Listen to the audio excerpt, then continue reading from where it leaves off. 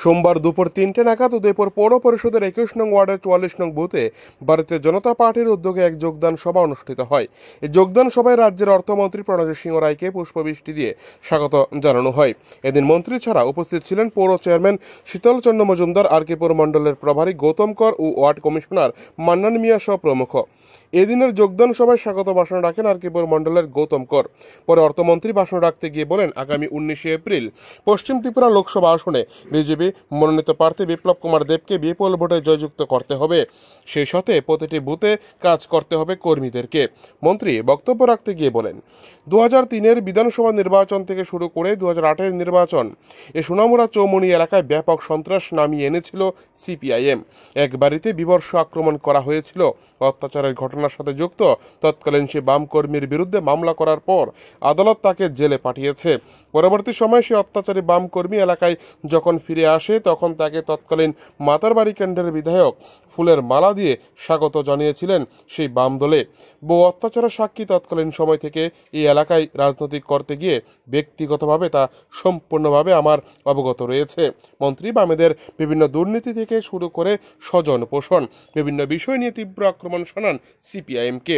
পরবর্তী সময়ে এই দিনে যোগদান সভায় 32 পরিবারের 115 জন ভোটার যোগ দেয় ভারতীয় জনতা পার্টিতে। দলীয় পতাকা দিয়ে তাদেরকে দলে বরণ করে নেন অর্থমন্ত্রী প্রণজিৎ সিংহ রায়।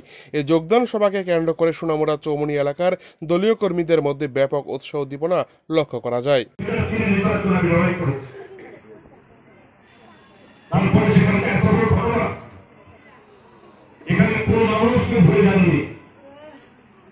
আমি তো বলতে পারবই যে সালের নির্বাচনে ওই রিক্সা শ্রমিক তার কি অপরাধ ছিল যে আমার ভোটের সময় তার রিক্সাতে পতাকা লাগিয়ে বলেছিল। তার অপরাধের জন্য কি শাস্তি পেতে হয়েছে? সেটা কি ভালো কাজ হয়েছিল? সোনামুড়া ভিলেজের জন্য সোনামুড়া ভিলেজের মানুষের মাথা উঁচু হয়েছে, সম্মান বৃদ্ধি হয়েছে।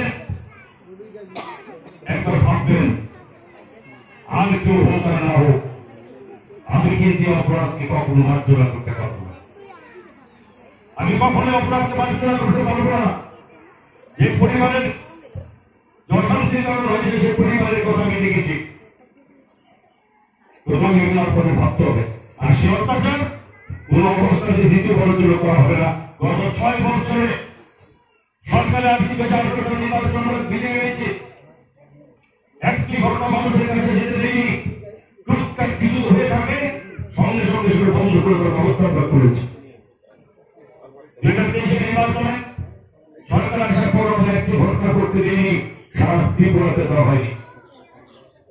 আমাদের এগুলো পছন্দ করে ভারতীয় জনতা পার্টি মানুষের মধ্যে আঘাতকে মানুষকে মিলে এই রাজনীতি ভারতীয় জনতা পার্টি আমরা করি না। মোদী সেই পার্টিকে সমর্থন করে না, সে কাজকে সমর্থন করে।